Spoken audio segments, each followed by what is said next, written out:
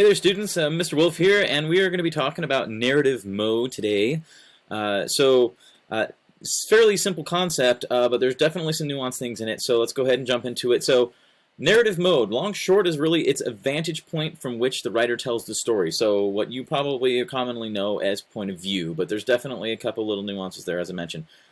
So we have three kinds of narrative modes, three points of view that we might find. First person, of course, is a pretty obvious one, so that's when the narrator is an active person within the story itself. Now, this may not be necessarily the main character. It may be a side character. So if you've ever read a series such as like Sherlock Holmes, it's actually narrated by Watson. He's kind of the secondary character, but he goes into all the details and kind of writes it from almost a journalistic sort of standpoint of like, here's what he was doing and so on.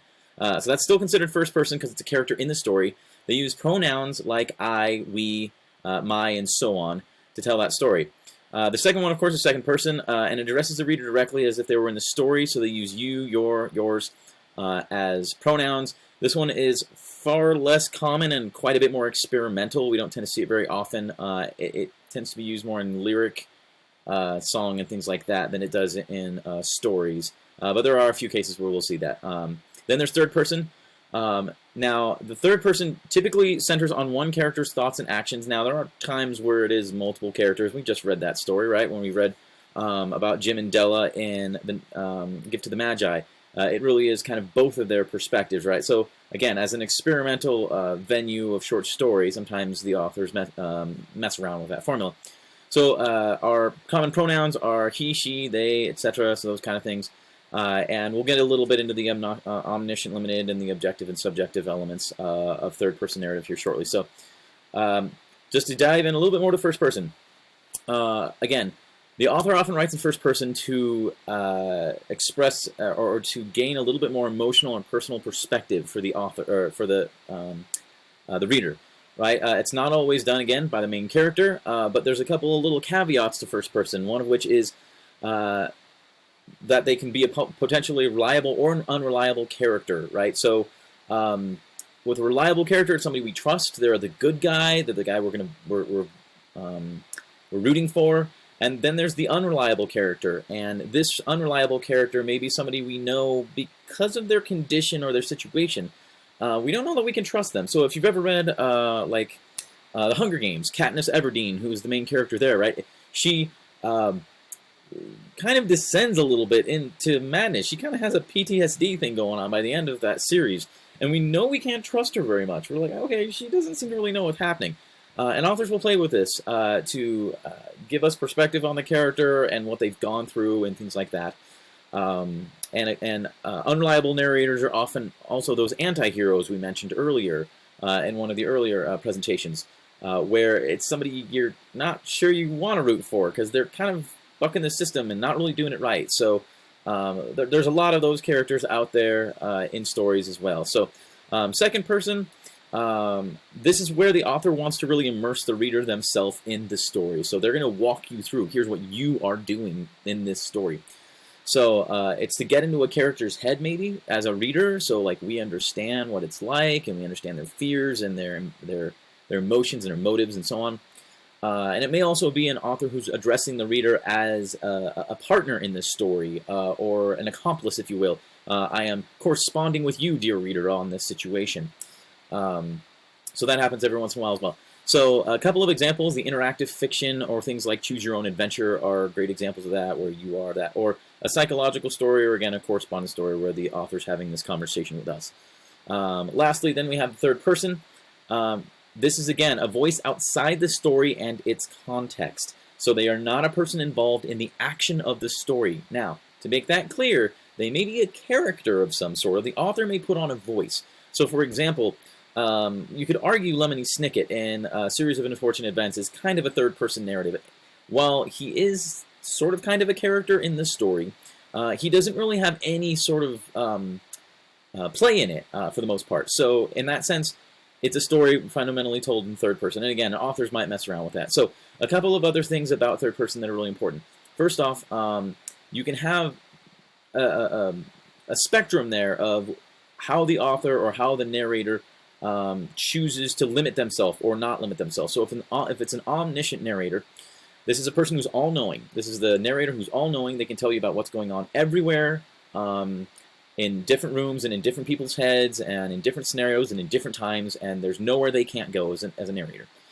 Oftentimes, a narrator will also choose to limit themselves to a particular character or set of characters. I can only see what's going on with them, and I can't go into a different world, and I can't, different set of people, and I can't see what's going on in the other room. I'm kind of only looking over the shoulder, if you will, of this person or these people. And so you're kind of stuck knowing about them and about their feelings and about where they go and what they do, but you can't see everybody else unless they're there. And then we have the reliability, if you will, and this is the subjective versus objective in a sense. So for a subjective narrator, this is a person who's going to express bias towards, oftentimes, our main character. So when they present certain characters, they will look very negative or positive about how they're presented. I mean, so you may say like Severus Snape or something like that, and the Harry Potter series is kind of subjectively treated, right? We only try to get him fleshed out over time, and he becomes more of a sympathetic character as we go. And then there's the objective, and the objective is just, here's exactly what it's like. I'm not casting judgment on anybody. I'm not trying to shed anyone in a different light or anything like that. This is the good guy, this is the bad guy. It's just, these are the facts, and this is how it happened. So a narrator can mess with this formula. They can be an omniscient subjective person. They can still know everything and have an opinion. The same thing, they can be a limited and subjective. I only know about this character, and I side with them and everything they see, and vice versa. So that those sets can be put together in different orders to make a dynamic narrator, okay? Lastly, or at least a couple more slides, so the narrative road also must includes the tense in which the story is told. So in other words, is the narration being told in present tense, which isn't too often, or past tense, which is probably the most common. So the narrator may choose to bounce between those tenses as well, for the sake of a flashback scenario or the plot structure. And if you remember slide 10 in this presentation, the bigger presentation, if you will, where we talked about different plot structures, the chronological, the flashback, and then the in media res, where it happens in the middle of things.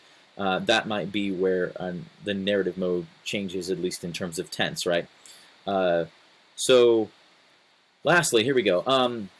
The authors choose their point of view based on how they would want to tell the story. So, oftentimes, a narrator will choose first person if they really want to emphasize the character development, this character's journey, their emotional journey, their psychological journey, their physical journey, whatever it is, to show, okay, here's where this person goes. And a narrator and author would do that because they want to have us relate to that character. They want to see this person suffering. They want to see their person's journey and their development and the revelations they've come to, their aha moments, or whatever you want to call them, right? And then a third person might be because you're really emphasizing plot. You're emphasizing the story arc, and you're trying to universalize that so we all as an audience can understand what the author is trying to say without necessarily getting a particular character in the way. The characters are important, of course, but we don't necessarily need to relate to one. So, I mean, you read, again, Harry Potter. You may be like, I related more to Hermione or some other character or something along those lines, or I liked them more because Harry had his flaws, let's be honest, right? Now, it focuses on him, so it's still a limited, in a sense, story for the most part there. And then, of course, they may also choose that narrative mode, first person, third person, because of the setting or span of events. And again, an author may mess around with this, where they actually have sections of their text that are told from a single person's standpoint, and a section of the text that's told from a third person's standpoint. Authors oftentimes will bounce around and mess with that for their purposes and to add dynamic to their story, right? Ultimately, though, the point of view can make or break how a reader reacts to the story and how impactful the theme is, because a theme can fall flat if it really required a more personal touch and maybe a first person, and authors will oftentimes find themselves going, oh, I know I needed to write this in in a third person point of view and have to rewrite a bunch of their story. And that's absolutely something that's important for an author to determine. So in our next reading, we're going to be looking at how that narrative mode, how that first person or third person, whatever it is, ties into the story and really impacts the reading and our understanding of the author's purpose. All right, and that's it. That's it, folks. Thanks again for watching. Have a great one. Bye.